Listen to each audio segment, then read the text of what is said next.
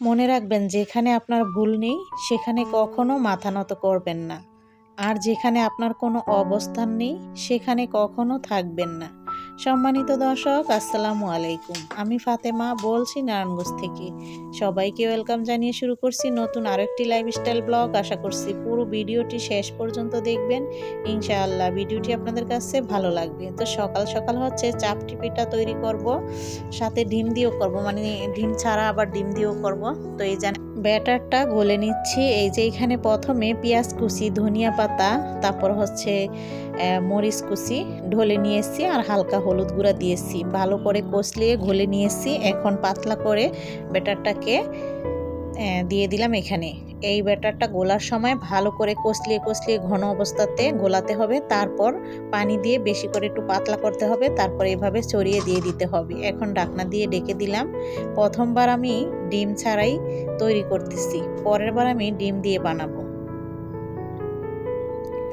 তো এটা যখন দিবেন একদম চুলার আঁচ ভারীও দেওয়া যাবে না, আবার কমিয়েও দেওয়া যাবে না। একটু সময় নিয়ে বানালে মচমচে হয়, দেখতে ভালো লাগে, খেতেও ভালো লাগে। তো আমি এই যেভাবে মচমচে করেছি, হাত দিয়ে টান দিলেই কিন্তু চলে আসে, কোনো ঝোড়াঝুড়ি করতে হয় না। আর দুইটা প্যান দিয়ে বসানোর কারণ হচ্ছে যেন তাড়াতাড়ি হয়ে যায় দুই চুলায় দিলে, কারণ এটা হতে একটু সময় লাগে এই জন্য। তো আমি কিন্তু এখানে ডিম দিয়েছিলাম, যাই হোক সেটা আর শেয়ার করানো হয়। ডিমটা হচ্ছে এভাবে ভেঙে তারপর হচ্ছে দিয়েছিলাম।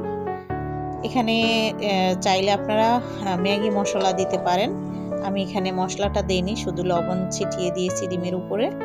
তো এইভাবে করে ডিম পিঠা বানিয়ে ফেললাম, অনেকটা মচমচে হয়েছে।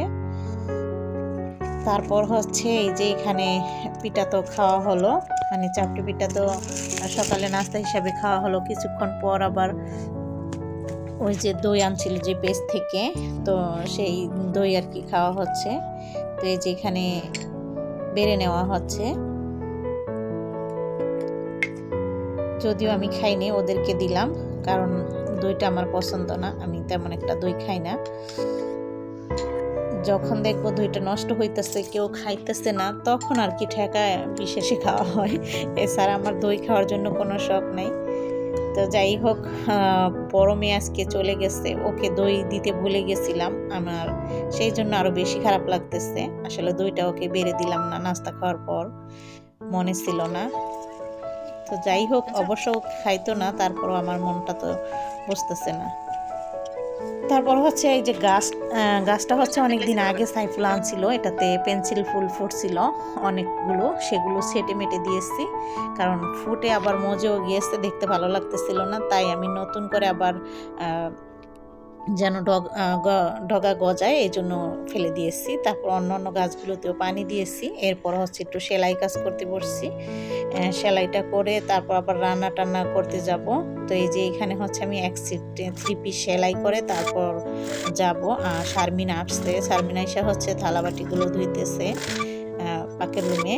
তো ও হচ্ছে সেগুলো ধুয়ে ক্লিন করে দেওয়ার পর আমি পাকের রুমে ঢুকবো, নয়তো পাকের রুমে দুইজন একসাথে ঢুকলে পেঁচিকুচি লাগে।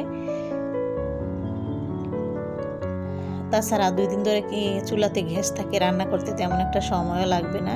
তো আমি তো সেলাই করে ফেললাম, এখন হচ্ছে আমি ভাঁজ দিয়ে রেখে দিচ্ছি।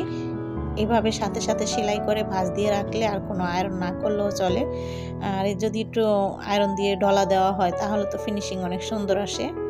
তো যাই হোক, মাঝে মাঝে দেই, মাঝে মাঝে দেই না, এই আর কি। তো এখানে রান্না বসিয়ে দিয়েছি। এখানে মটরশুঁটি এর যে ছই, সেটা আমার মেয়ে হচ্ছে ছড়ে দিয়েছে।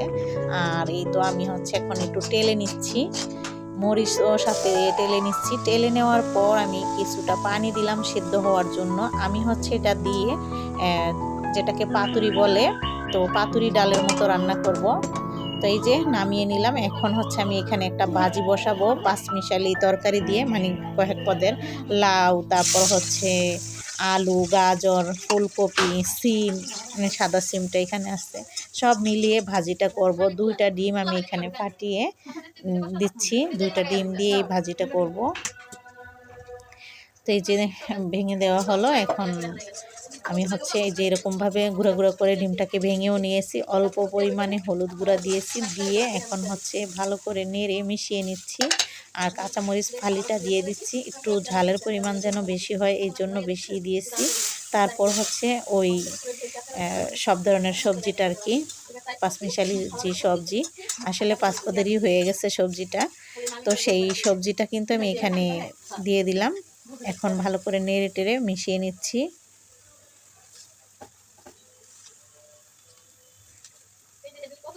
তো যাই হোক, এখন আমি ভালো করে নেড়ে মিশিয়ে নিচ্ছি, আর একটা ঢাকনা দিয়ে ঢেকে দিব। তাহলে এর গা থেকে অনেকটা পানি যেটা ওঠার দরকার উঠবে, আর সেদ্ধটাও ভালো মতো হয়ে যাবে। আর ওই পাশে আমি ওই ডালটাকে ব্লেন্ডার করে নিয়েছি, মটরশুঁটিটাকে ভাগার দিব আমি। তো ঠান্ডা হওয়ার পরেই কিন্তু ব্লেন্ডার করতে হবে, এই জন্য আমি সেটা কিন্তু ঠান্ডা করতে দিয়েছিলাম, এই ফাঁকে ভাজিটা বসালাম। তো ঠান্ডা হয়ে যাওয়ার পর ব্লেন্ডার করে নিয়ে এসেছি। এখন দেখুন ভাজিটাকে কিন্তু আমি অফ ক্যামেরায়ও নেড়ে দিয়েছি, আবার আপনাদের সাথেও শেয়ার করলাম। সেদ্ধ হয়ে গেছে, কিছুটা নামানোর আগ দিয়ে ধনিয়া পাতা দিয়ে দিচ্ছি। আর ওই যে বললাম আজকে তো চুলায় গ্যাস আছে, রান্না করতে সময় লাগে না, 1 ঘন্টাও লাগে না রান্না করতে, কারণ 2 চুলায় রান্না করলে অতটা সময়ও লাগে না। তো বেশ কিছু ধনিয়া পাতা দিলাম, ওই চুলায় নিয়ে গেলাম। আর এই চুলায় এখন আমি ওই মটরশুঁটির যে পাতুরিটা করব সেটা আমি বাগার দিব।